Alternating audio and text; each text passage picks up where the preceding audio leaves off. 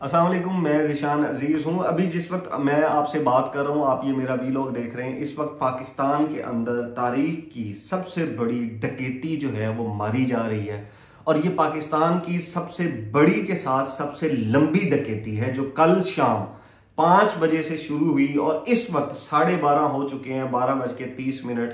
लेकिन ये डकैती जो है वो खत्म होने को नहीं आ रही। मैं आपको बताता हूं कि ये डकैती हो क्या रही है।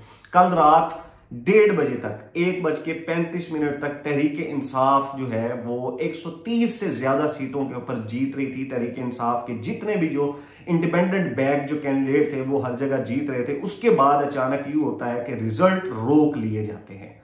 जी हाँ, बिल्कुल, रिजल्ट रोक लिए जाते हैं, सारा सिस्टम कंट्रोल कर लिया जाता है, और सारा सिस्टम कंट्रोल करने के बाद अवाम को इंतजार करवाया जाता है। अब ये सारी जो प्लानिंग थी, ये सारी की सारी प्लानिंग इलेक्शन वाले दिन के लिए पहले से तैयार कर ली गई थी, जिसकी वजह से इंटरनेट सर्विस जो है वो बंद कर दी गई थी। पहले ये कहा गया कि वोटिंग का प्रोसेस जो है वो मुतासिर ना हो, इसलिए हमने इंटरनेट बंद करके रखा है। लेकिन 5 बजे के बाद भी जब internet service, mobile service on नहीं की गई, तो जो शऊर रखने वाले लोग हैं उनको पता लग गया था कि कुछ ना कुछ जो है वो बड़ा होने वाला है, जिसकी पर्दादारी की कोशिश की जा रही है। खैर, इंटरनेट बंद रखा गया, सबको लाइल्म रखा गया, अवाम के सोने का इंतजार किया गया, और जैसे ही रात के 1:30 बजे और ये एक अंदाजा लगाया गया कि अवाम सो चुकी है, उस वक्त अवाम के हक के ऊपर डकैती मारनी शुरू की। और ये डकैती इतनी लंबी चल रही है कि रात 1:30 बजे से इस वक्त तक तकरीबन 13 से 14 घंटे हो चुके हैं रात के, कि अब ये डकैती चल रही है। अब मैं आपको बताता हूं कि ये सबसे बड़ी और लंबी डकैती क्यों है। ये सबसे लंबी डकैती इस वजह से है कि आप लोगों ने इतना वोट डाला है, इतना वोट डाला है कि इन लोगों से वो वोट मैनेज ही नहीं हो रहा। होता यूं था पहले, जो पहले धांधली हुआ करती थी, उसमें ये होता था कि कहीं पे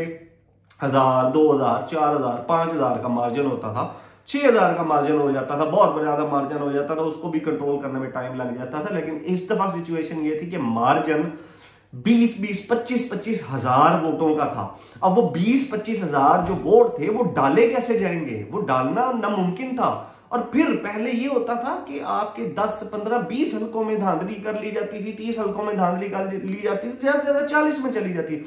इस दफा तो पूरा पाकिस्तान में जो अवाम ने ठप्पे लगाए वो इन लोगों को लगाए जो इलेक्शन को जिनसे दूर रखा जाता था, और जो लोग इलेक्शन में वजीर आजम बनना चाहते थे उनको तो बिल्कुल ही इलेक्शन से आउट कर दिया। तो उन लोगों को इन करने के लिए पूरे पाकिस्तान के इलेक्शन को जो है वो मैनेज किया जा रहा है, सबसे बड़ी धांधली की जा रही है। आपको इंटरेस्टिंग मैं एक फैक्ट बताता हूं, और ये इस वक्त इमरान रियाज खान साहब ने अभी अपने ट्विटर अकाउंट के ऊपर जो है वो लगाया हुआ है। ये NA 130 की रिपोर्ट है जी। मैं आपको बता दूं, जहांगीर अपना नवाज शरीफ साहब और यास्मीन राशिद साहिबा जो PTI के कैंडिडेट है, उनकी मैं आपको बता रहा हूं।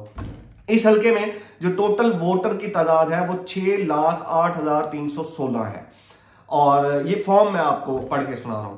फिर उसके बाद इसमें जो टोटल तादाद में वोट डाले गए वो 2,93,693 है। 2,93,693 आपने ये सुनना है। अब जो दुरुस्त वोट है, यानी कि जो डाले गए वो 2,93,693 है, और जो डाले गए जो दुरुस्त निकले वो 2,94,043 है। यानी कि जो वोट डाले गए उनसे ज्यादा तादाद में दुरुस्त निकल आया।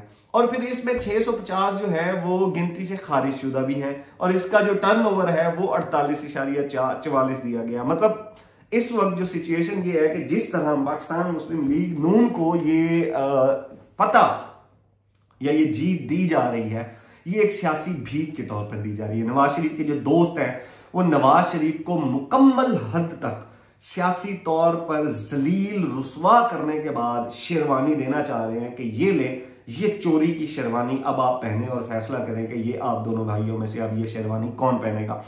और भी इतलात है कि नवाज शरीफ साहब वजीर आजम नहीं बन रहे, शहबाज शरीफ साहब जो है वो वजीर आला बनेंगे।